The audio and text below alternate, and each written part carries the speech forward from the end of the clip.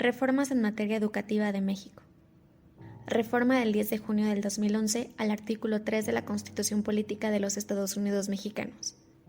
Primero, debemos mencionar una reforma muy importante que se le hizo al artículo 1 de la Constitución, y es que se adicionó el respeto a los derechos humanos. Esta modificación sustituyó la anterior expresión de garantías individuales por la de derechos humanos, la cual es más adecuada y congruente con la protección que se debe brindar a las personas y establece con claridad la diferencia que existe entre derechos y garantías. Posteriormente se hizo una modificación al artículo 3 constitucional y que dispone en su segundo párrafo lo siguiente. La educación que imparta el Estado tenderá a desarrollar armónicamente todas las facultades del ser humano y fomentará en él, a la vez, el amor a la patria, el respeto a los derechos humanos y la conciencia de la solidaridad internacional en la independencia y en la justicia. Por lo tanto, la educación impartida por el Estado va a fomentar el respeto a los derechos humanos, y esto va a permitir formar a los estudiantes mexicanos en una cultura que motive el desarrollo nacional con una mejor perspectiva con relación a la que había ofrecido el sistema educativo anteriormente.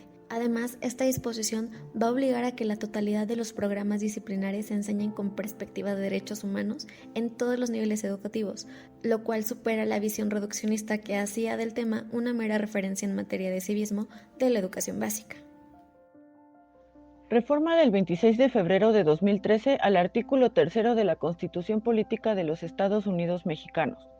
En esta reforma se adicionó el tercer párrafo, inciso D a la fracción 2 y fracción 9 del artículo 3. En el tercer párrafo, lo primero que podemos señalar es que se buscó garantizar la calidad en la educación para poder lograr el máximo aprendizaje de los estudiantes.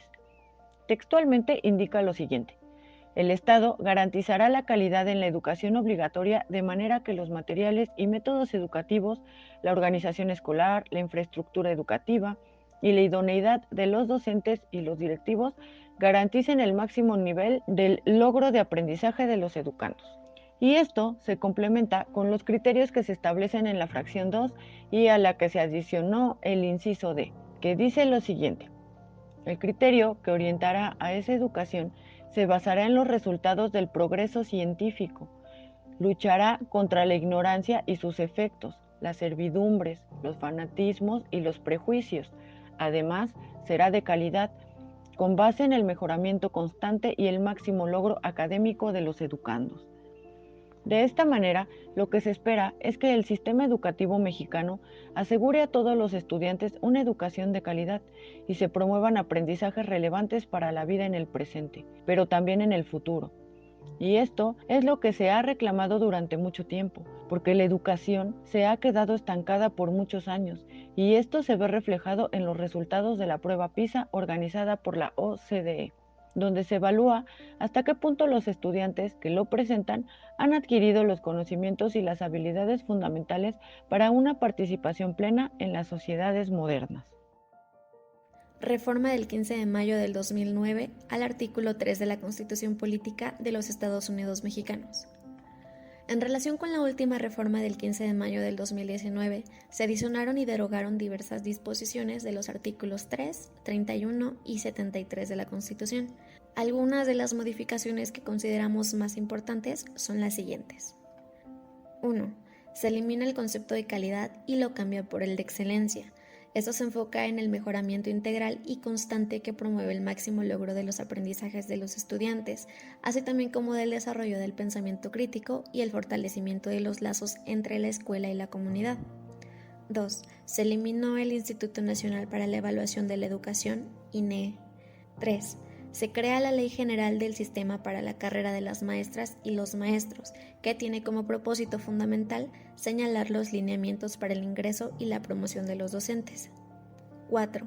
Se crea la Ley Reglamentaria del artículo 3 de la Constitución Política de los Estados Unidos Mexicanos en materia de mejora continua de la educación, que contiene los lineamientos para mejorar los aspectos pedagógicos dentro de las escuelas, así como el rezago educativo y la mejora de los aprendizajes. 5.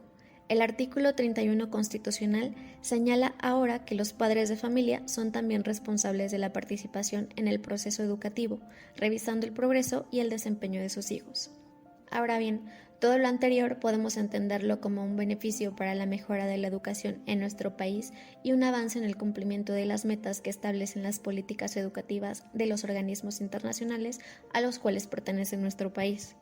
Si bien es cierto que se puede visualizar una estabilidad nuevamente, así como un ambiente de tranquilidad en cada uno de los docentes que durante la reforma educativa pasada vivieron cierta incertidumbre sobre su estabilidad laboral, ahora es necesario reflexionar sobre el verdadero avance de nuestro sistema educativo en cuanto al rezago, la mejora de los aprendizajes, el proceso de enseñanza, la excelencia educativa y la calidad en la educación. Nosotras consideramos que si bien sí hay avances, las constantes reformas que se hacen al artículo 3 constitucional en algunas ocasiones también resultan ser muy poco útiles, por lo que es necesaria la creación de un proyecto a largo plazo con metas y propósitos muy bien definidos, así como un artículo constitucional que nos hable de principios que protejan y garanticen el derecho a la educación, que evite las constantes modificaciones a nuestra Constitución y que se enfoque en el avance y la mejora de los aprendizajes de los alumnos.